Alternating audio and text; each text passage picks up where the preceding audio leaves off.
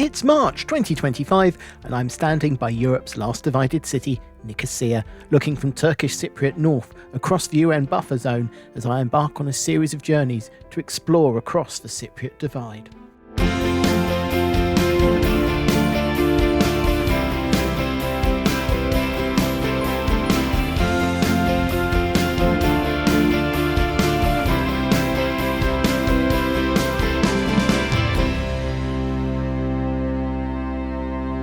I've been staying in the third largest city on Cyprus, Larnaca, which I'm using as a base to explore more of the island. I'm continuing my journeys by crossing the divide from the Republic of Cyprus and into the Turkish Republic of Northern Cyprus, first using the Ledra crossing in the capital Nicosia.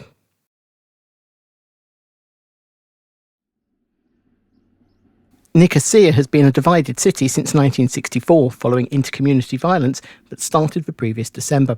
The green line that separates the two communities leaves a mark across the city that's most visible at the crossing points. Zahra Street is on the Turkish side of the city, running along the top of the walls opposite the Ledra Palace Hotel, once the most glamorous hotel in the city, but today, along with the moat of the Venetian fortifications, it sits within the UN buffer zone that separates the two communities. Just north of the Ledra crossing, and your first introduction to Turkish Cypriot Nicosia after leaving the Greek side of the city, is the Sokmar market.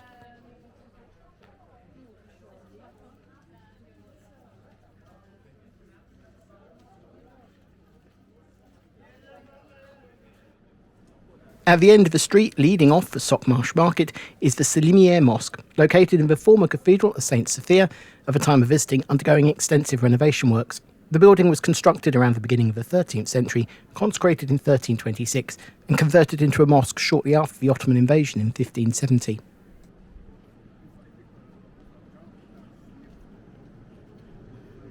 Past the ruins of St. Nicholas Church, you reach the Bandabulya, the island's main marketplace. The market started during the Venetian rule of the city and was held in the yards of St. Sophia and St. Nicholas, but as the market grew in popularity, it expanded.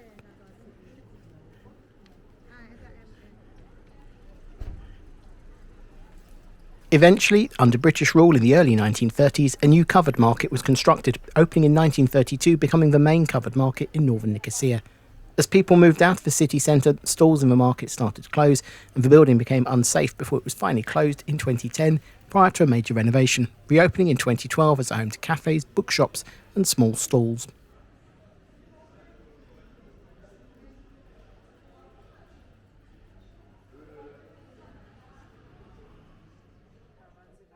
A short walk away from the Bandabulya and in the heart of the old town, you reach the Büyük Han. This is the largest caravanserai, an inn constructed to provide lodging for travellers, merchants and their caravans on the island.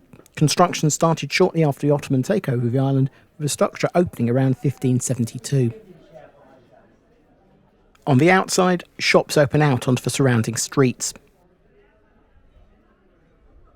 And once through to the centre of the building, there are further shops, and in the heart of the open courtyard, a small mosque.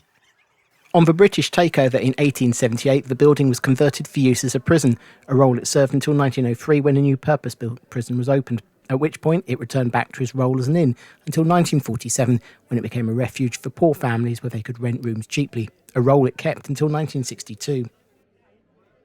In 1962, the families were evacuated from the building in a hurry due to the unhealthy sanitary conditions and the deteriorating fabric of the structure.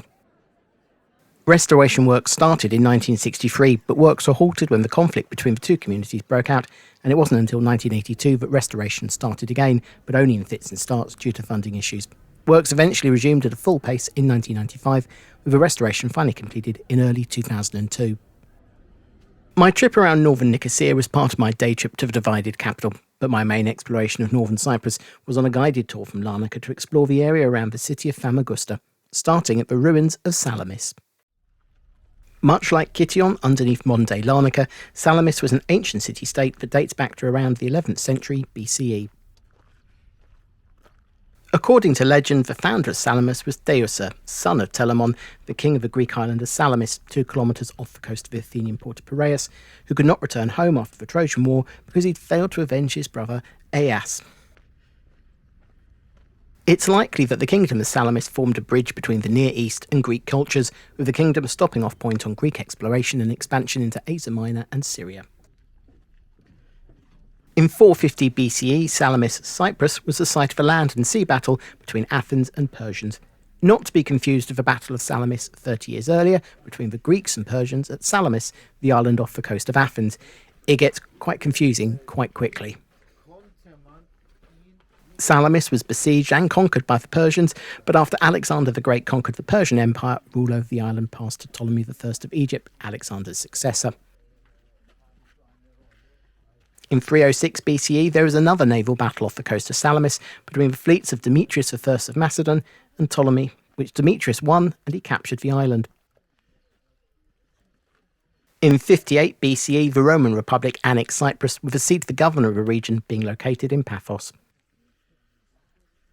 It was during the Roman period that the cultural centre of Salamis came into its own, and it's this part of the site that's been most uncovered in excavations, with a theatre, gymnasium and public baths, along with an amphitheatre and stadium being revealed. It's believed that at its peak, the theatre could house up to 15,000 spectators. In what became known as the First Missionary Journey, Paul the Apostle and the Cypriot-born Barnabas made Salamis their first destination after leaving Antioch in Syria in an attempt to spread Christianity to the island. Barnabas was stoned to death at Salamis in about 61. A series of earthquakes led to the destruction of Salamis around the beginning of the 4th century. The town was rebuilt and became an episcopal seat, but a combination of the silting of the harbour and Arab raids in the 7th century led to Salamis being abandoned and the population moving to what is today Famagusta, slightly further down the coast. After initial excavations in the late 19th century, the formal excavation of Salamis commenced in 1952 and continued on uninterrupted until the Turkish invasion in 1974. Since then, an international embargo has prevented the continuation of any excavations at the site. The history of Cyprus in 1974 and beyond is complex, nuanced and varied depending on the community you ask. But, in a very broad summary, whilst the establishment of the Green Line in Nicosia in 1964 had helped to prevent further intercommunal violence there, centuries-long tensions, in part stoked by a British divide-and-rule policy that created an ethnic polarisation between the two communities as a strategy to reduce the threat to colonial rule during the British Empire control of the island, pretty much ensured a permanent tinderbox that could explode at any moment. On the 15th of July 1974, sections of the Cypriot National Guard, led by its Greek officers and working the right-wing Greek military junta that had ruled Greece in various guises since 1967, staged a coup d'etat, removing the Cypriot president Makarios and installed a pro-Enosis nationalist as their leader, Enosis being the ideology of bringing Cyprus and Greece together into a single state. In a response to the coup, heavily armed Turkish troops landed shortly before dawn on the 20th of July at Kyrenia on the northern coast of the island. Turkey stated it was invoking its rights under international treaties to protect the Turkish Cypriot population and guarantee the independence of the island.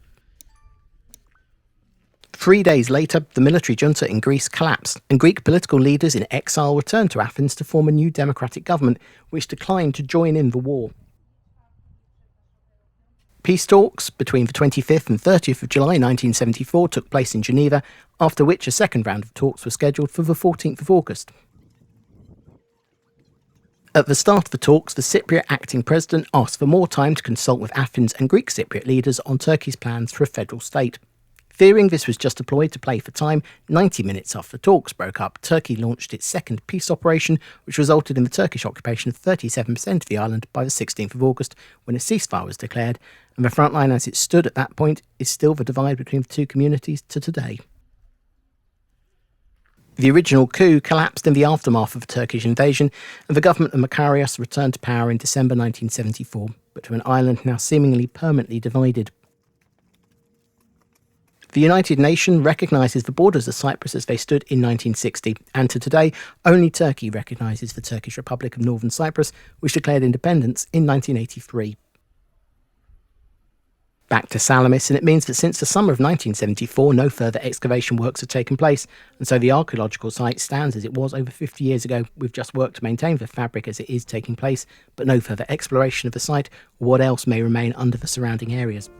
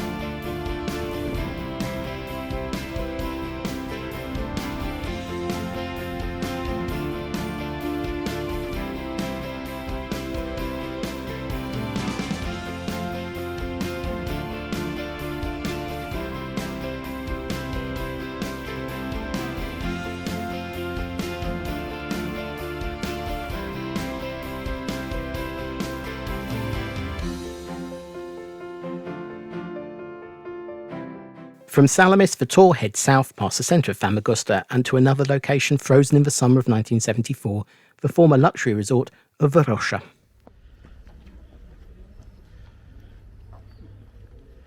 By the early 1970s, Famagusta had become the #1 tourist destination in Cyprus, and to cater for the increasing number of tourists, many high-rise hotels have been constructed along the long, sandy beach. Not just the #1 tourist destination in Cyprus, between 1970 and 1974 it was one of the most popular tourist destinations in the world and a favourite of some of the biggest celebrities of the day, including Brigitte Bardot and Hollywood power couple Elizabeth Taylor and Richard Burton. Looking forward to another bumper season, construction works are underway on a number of new buildings, with cranes dotting the skyline as the mostly Greek Cypriot landowners develop new resorts facilities, keeping Varosha at the pinnacle of international tourism.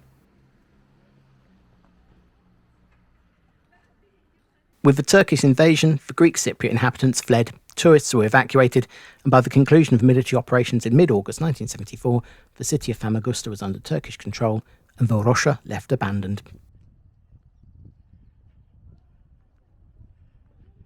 Greek Cypriots were unwilling to give up their claims to the land and buildings, and eventually, after years of discussions, a United Nations resolution in 1984 called for the handover of Varosha to UN control, and that only the original inhabitants, who were forced out, could resettle in the town.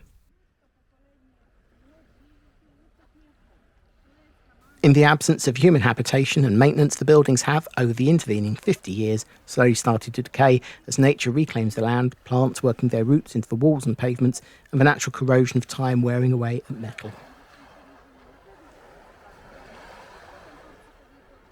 The whole area had been sealed off and only visited by UN peacekeepers and Turkish Cypriot officials from 1974 until October 2020, when the Northern Cypriot officials opened a small section of the site to tourists to visit, allowing access to a unique location.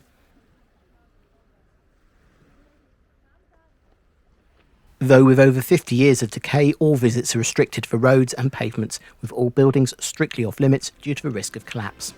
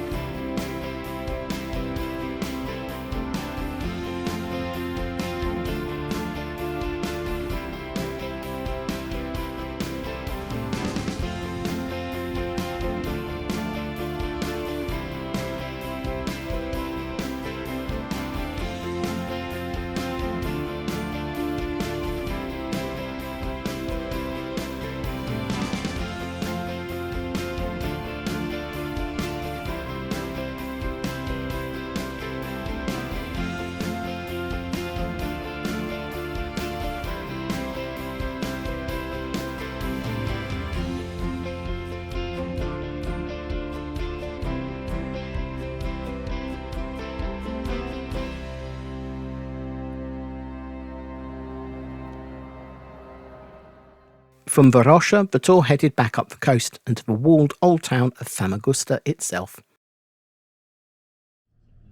As with Nicosia, one of the biggest influences on the city of Famagusta were the Venetians, who built the nearly 3-kilometre long city walls that still encircle the old town of Famagusta.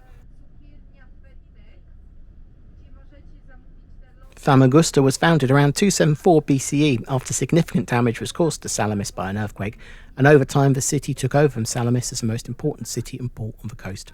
The port was a key point on the Silk Road trading routes from the Levant to Western Europe, and as such has changed hands even more times than the rest of Cyprus. Whilst the rest of Cyprus experienced several centuries under French rule, the Genoese swept in and seized the port of Famagusta in 1372, forcing the Kingdom of Cyprus to promote Larnaca to its most important port. The commercial activity generated by the port turned Famagusta into the 14th century's equivalent of Dubai, as the world's meeting point for merchants and ship owners to lead lives of luxury. By the mid-14th century, Famagusta was said to have the richest citizens in the world. Famagusta, with its impressive walls, was the last stronghold of the Venetians on Cyprus and held out against the Ottomans for 13 months until the garrison finally surrendered in 1571. Greek Cypriot natives were at first allowed to own and buy property in the city, but were banished from inside the walled city by 1574 and had to settle outside the city at Varosha. Non-Greek Cypriot natives had been banished in 1571, and not being able to bring enough families across from Anatolia to fill the city, the population of Famagusta crashed, with Larnaca sweeping in to flourish as the new trade centre of the island.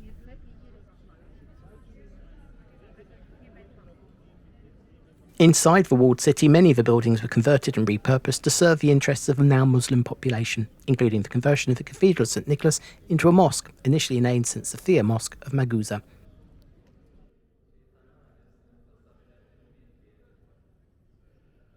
St Nicholas was originally built between 1298 and 1400 as a Catholic cathedral by the same architects and builders who constructed Reims Cathedral.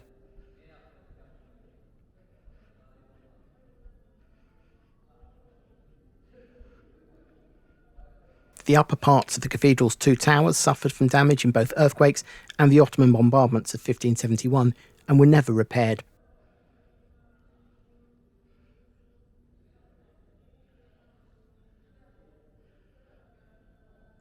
In 1954, the mosque was renamed the Lala Mustafa Pasha Mosque after the commander of the 1570 conquest.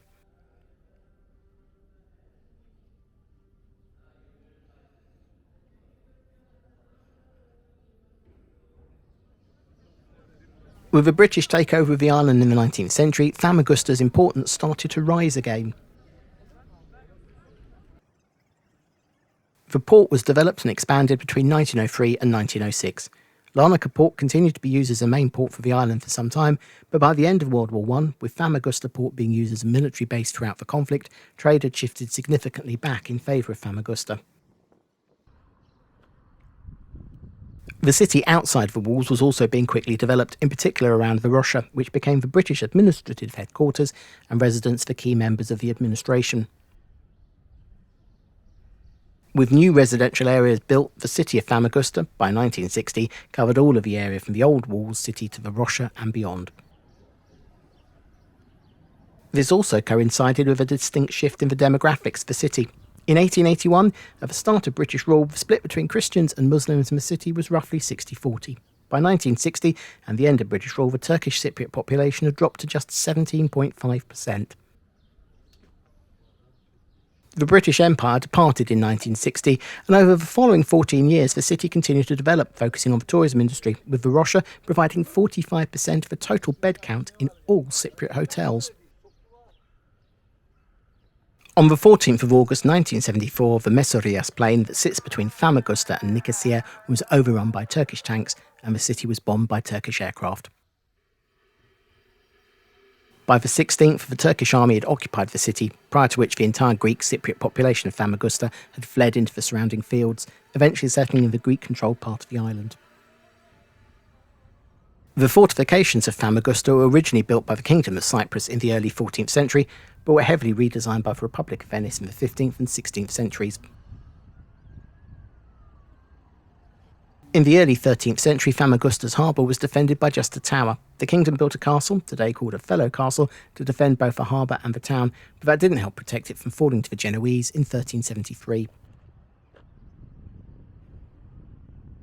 While Famagusta was under Venetian rule, the city essentially became a military base, with the Othello castle modernised and the full fortification of the town undertaken in a similar style to other Venetian cities across their empire, including Nicosia, Chania on Crete, and Kotor, today in Montenegro. The fortifications proved to be very effective, preventing the Ottomans from capturing the city by force. Within a couple of months of starting their invasion, the Ottomans had already taken control of most of the island, including the capital Nicosia.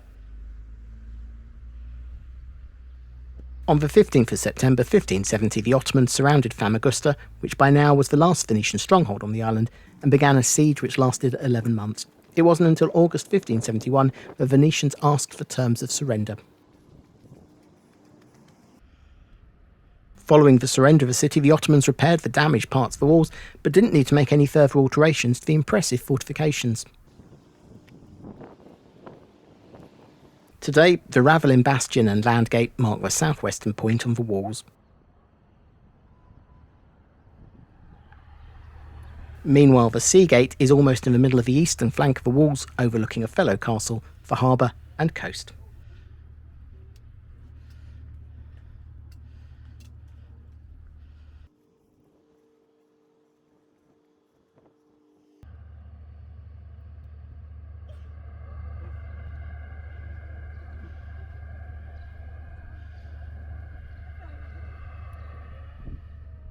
And from the top of the gate, some of the most spectacular views back over the old town of Famagusta, including the damaged towers of the mosque and the ruins of the church of St George of the Greeks.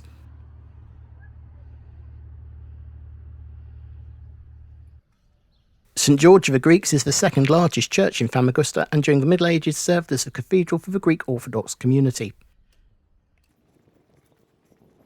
Construction of the current building was started in the 12th century, slightly to the west of the much earlier church dedicated to St George, and around the same time the construction work was starting on the Cathedral of St Nicholas. The church was dedicated to St Epiphanius, Bishop of Salamis, who had gained a reputation as a strong defender of the Orthodox religion.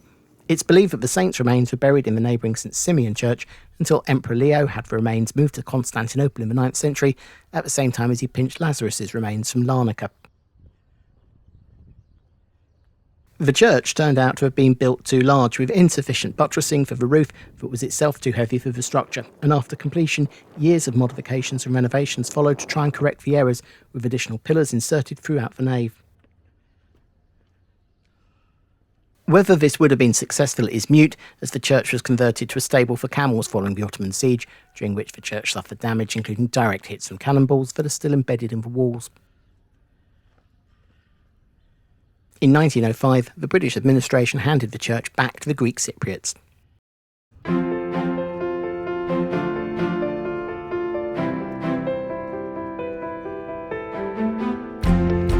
Larnaca International Airport is the main airport of the Republic of Cyprus, located a couple of kilometres south of the city centre, linked by regular bus services. Home to Cyprus Airways and a hub for Aegean and Wizz Air with year-round flights to much of Europe, the Middle East and North Africa, and seasonal flights to an even wider selection of European destinations.